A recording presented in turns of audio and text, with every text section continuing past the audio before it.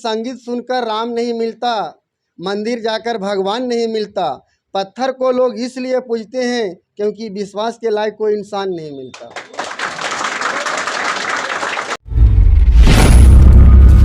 हम जो ये यहाँ आज तक हैं तो एक लड़की है जिसका नाम नहीं लेंगे, लेकिन उस शायद वो नहीं रहती क्लास में तो आज हम टीचर नहीं होती।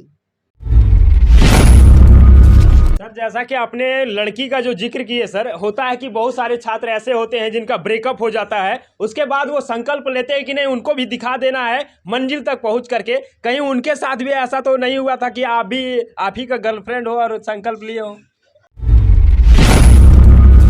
और एक लौता मैं अपने गांव का मैट्रिक में फर्स्ट करने वाला हूं, एक लौता बंदा।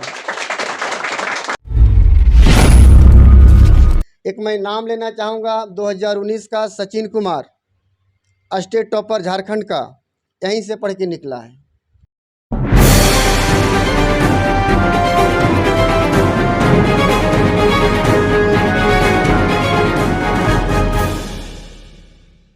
सफर नया भारत का संघर्ष की कहानी शो में आप सभी का स्वागत है। आज हमारे साथ आर्यन मैथमेटिक्स के डायरेक्टर और टीचर शिव सर हैं, तो आपके जोरदार तालियों के बीच हम स्वागत करेंगे शिव सर का। कहते हैं कि मंजिल उन्हीं को मिलता है जिनके सपनों में जान होती है। मंजिल उन्हीं को मिलता है जिनके सपनों में जान होती है। और पंखों से कुछ नहीं होता, पंखों से कुछ नहीं होता, हौसलों से उड़ान होती है, हौसलों से उड़ान होती है। और उसी कड़ी में आज हम सर से बात करेंगे कि सर किस प्रकार से अपने सारे मुश्किलों का सामना करते हुए यहाँ तक पहुँचे हैं और अभी भी सफ़र जारी है। कहते हैं कि जब हम अपने मंजिल की तरफ बढ़ते चले जाते हैं तो कई प्रकार के समस्याएं आते हैं कि नहीं? बहुत तरह का मुश्किल आता है ना। उन सारे मुश्किलों का सामना करता है, वही मंजिल तक पहुँचता है कि नहीं? लेकिन जो मुश्किल के समय टूट जाता है वो मंजिल तक पहुँचता है क्या? नहीं पहुंच पाता है। तो चलिए सर से हम जानेंगे कि सर किस प्रकार से शुरू किए, किन किन मुश्किलों का सामना किए और आज यहां तक हैं और आने वाले दिनों में कहां तक जाने वाले हैं, इसके बारे में। ठीक है, तो सर सबसे पहले आपका सफर नया भारत के संघर्ष की कहानी शो में स्वागत है। स्वागत है आपका भी। सर क्या कहिएगा, किस प्रकार से कहते हैं कि हम एक गोल डिसाइड करते हैं और उस गोल के तरफ आगे बढ़ते चले जाते हैं, तो आपका शुरुआत कहाँ से हुआ था, क्या चीजें आप सोच रखे थे? मेरा शुरुआत उतना अच्छा फैमिली से नहीं था, लेकिन हम कुछ चीज़ें को अपने अनुसार शुरू से ही मेरा ये ख्वाहिश था कि मैं बच्चों को पढ़ावें। ये हमारा जुनून क्लास 6 से हुआ था। एक मेरे मैथ के टीचर थे, उसी से हम इतना आगे आए हैं, जिसका नाम था, लेना चाहेंगे वैसे हम लोग बोलते हैं NP सर उसको, उसका पूरा नाम है नागेश्वर प्रसाद। उसी के कारण से उसका जो स्टाइल था पढ़ाने का, वो हमको बचपन से ही हुआ पता चला कि नहीं, हम भी आगे बढ़ेंगे तो नौकरी से पहले हम पढ़ाना स्टार्ट करेंगे। और अभी हम एक बोलना चाह रहे हैं सबको, उसके बाद हम अपना कहानी थोड़ा सा और आप लोग के पास जिक्र करेंगे कि कहा जाता है कि संगीत सुनकर राम नहीं मिलता, मंदिर जाकर भगवान नहीं मिलता। पत्थर को लोग इसलिए पूजते हैं क्योंकि विश्वास के लायक कोई इंसान नहीं मिलता।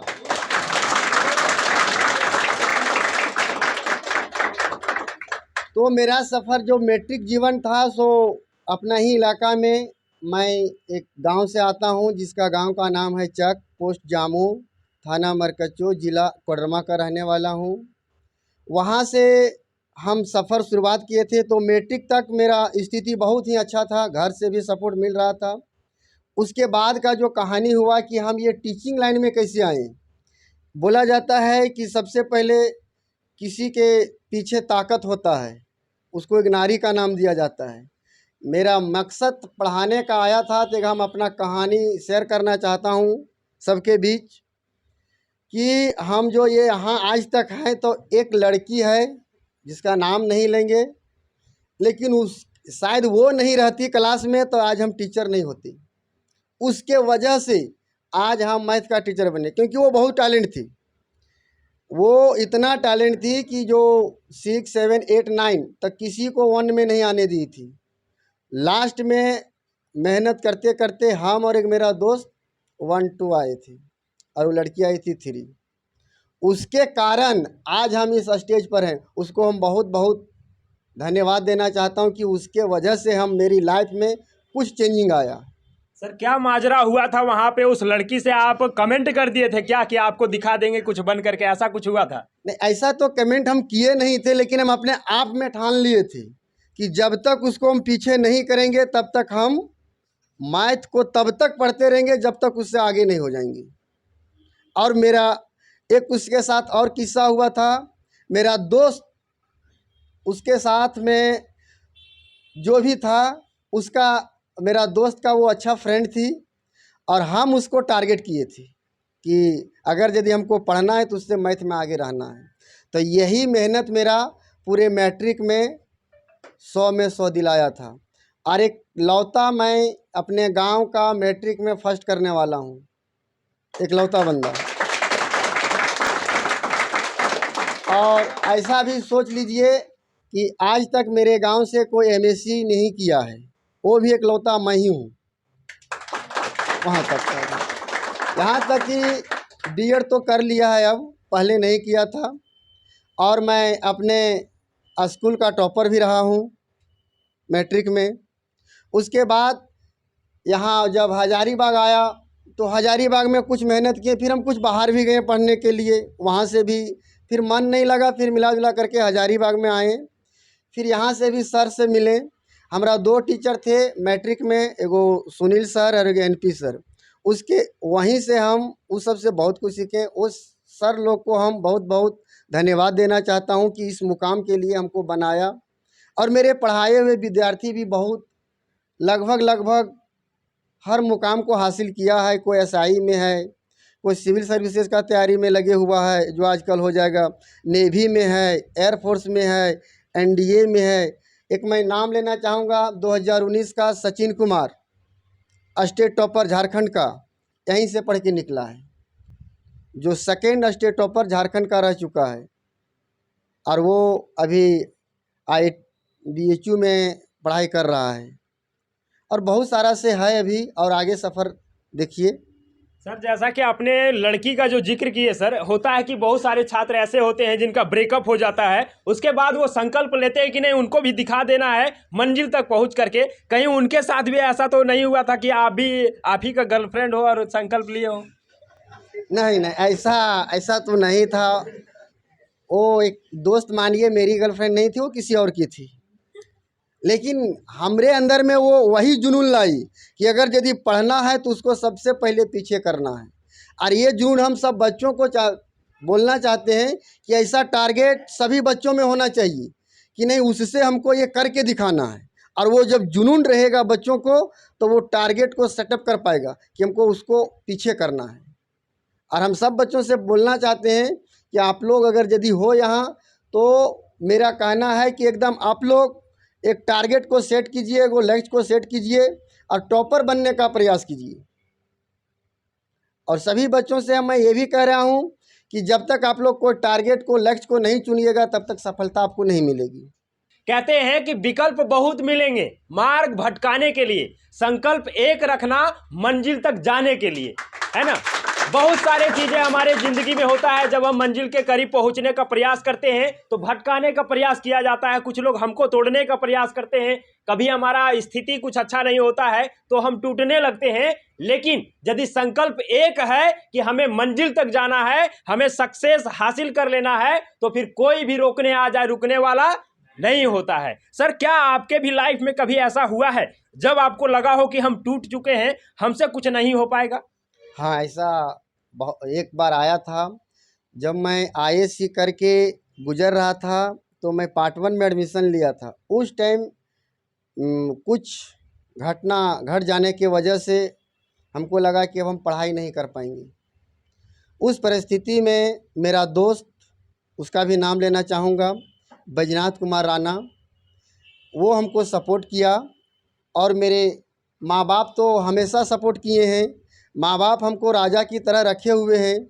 एक मेरा बड़े भैया हैं और हमसे छोटे भाई हैं, वो भी हमको पढ़ाने के लिए, मेरे छोटा पढ़ाने के लिए कमाने चल गया शहर में। आपसे छोटा? हमसे छोटा, हमको पढ़ाने के लिए।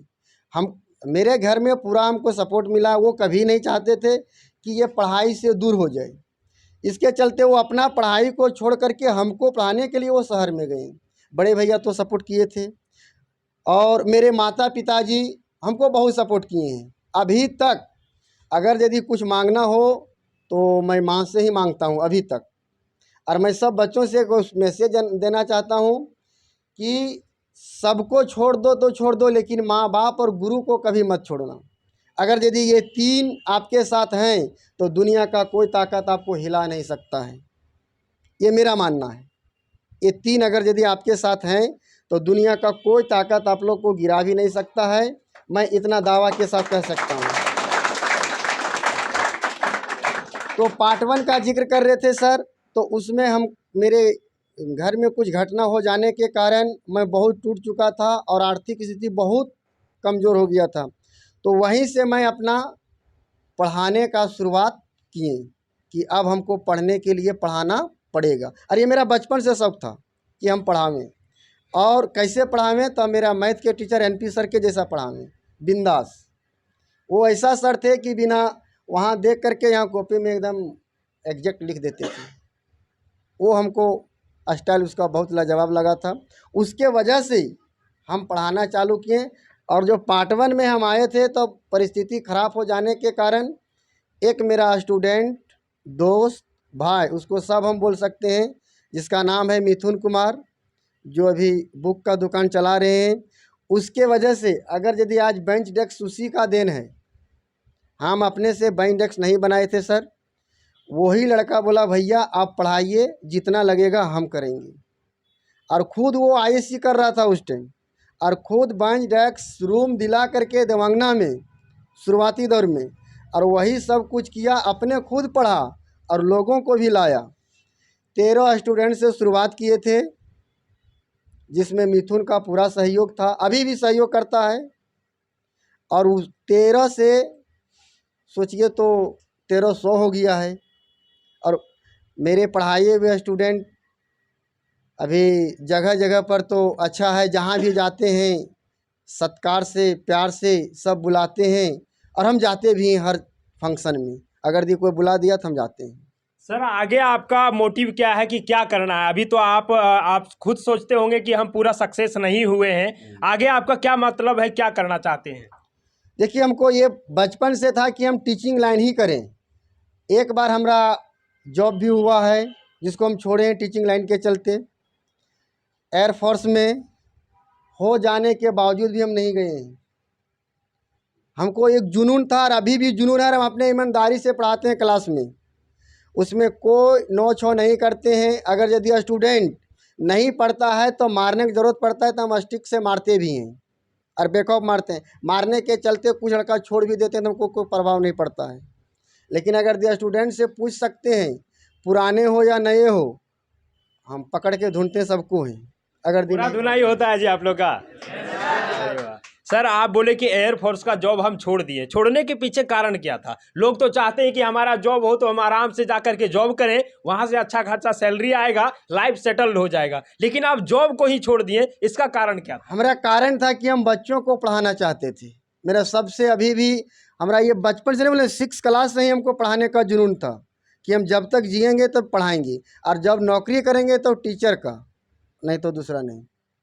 कहते हैं कि मास्टर साहब होता है इसमें, है ना, इसीलिए साहब का जो दर्जा दिया जाता है, डॉक्टर साहब, मास्टर साहब, यही होता है। लेकिन सब में साहब नहीं लगता, आप लोग भी जानते हैं। क्या लगता है क्या? तो मास्टर साहब है। सर आप हमको बताइए कि मैथ को किस प्रकार से आप आसान तरीके से बच्चों को बता देते हैं कि बच्चे सब कुछ समझ जाते हैं?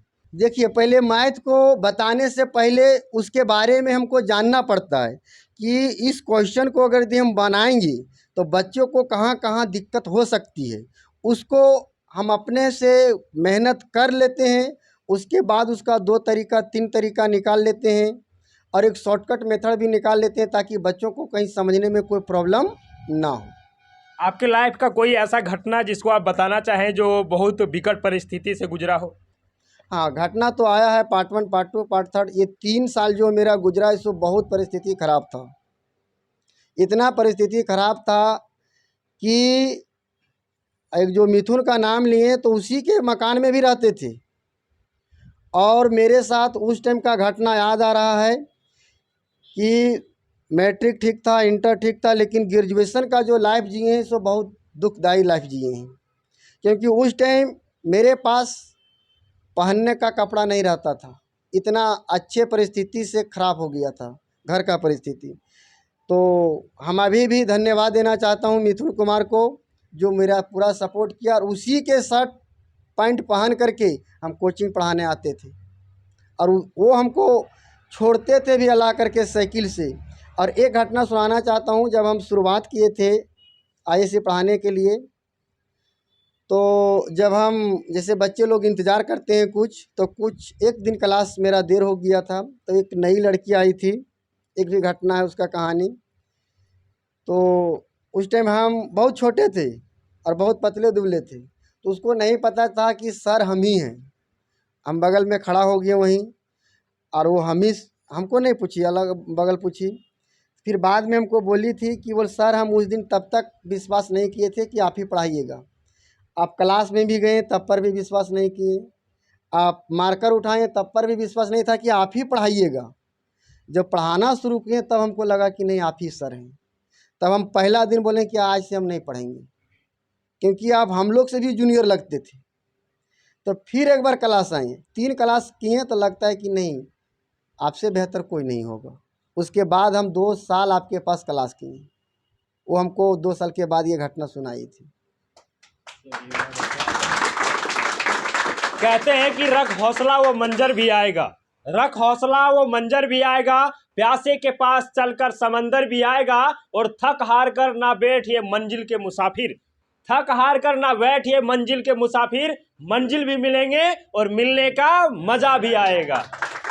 तो सर आप जो संघर्ष की कहानी बताएं, इसमें आप बच्चों को क्या मैसेज देना चाहेंगे? क्योंकि अभी ये सारे जो बच्चे हैं ये अपने सफ़र में अभी स्टार्ट किए हैं, सफ़र तय करना शुरू किए हैं, इनको क्या मैसेज दीजिएगा कि इनके लाइफ में जितने भी मुश्किलें आए उस मुश्किल समय में ये क्या करें? मैसेज देना चाहता हूँ सबसे पहले कि हर क्या क्या जवाब नहीं होता, हर चेहरा लाजवाब नहीं होता, भौरा तो जाता हर फूल के पास, लेकिन हर फूल गुलाब नहीं होता। तो बच्चों को मैसेज देना चाहता हूँ कि अगर यदि आप लोग को मुकाम अगर यदि ठान लिए हो तो उसके पीछे मत हटना कभी। अगर यदि तुमको चाह रहे हो कि वो हमको मिलेगा तो मिलेगा। और बच्चों से हम ये कहना चाहता हूँ कि आप लोग को लक्ष्य बड़ा होना चाहिए, आप मेहनत कीजिए, सफलता 100% मिलेगी अगर ईमानदारी से मेहनत कीजिएगा तब।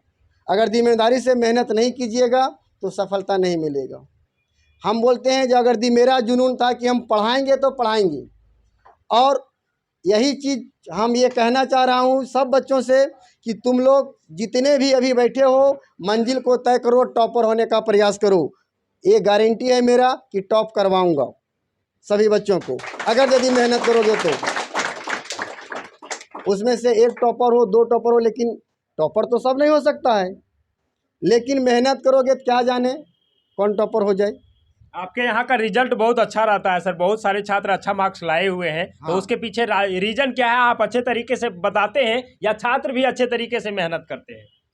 देखिए, मेरा पहला स्टूडेंट जो रिजल्ट आया था 2015 में, बेहतर रिजल्ट वहीं से शुरुआत हुआ और जो अभी तक लगातार चलते हैं।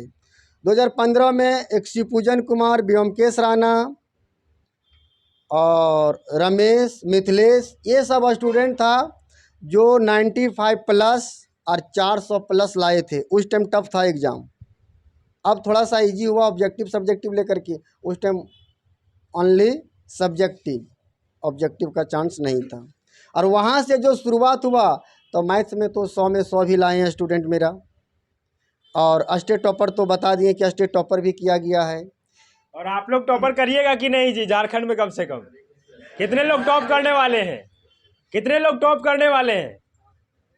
देखिए, कहते हैं सोच बड़ा होता है ना तो बड़ा चीज हो भी जाता है।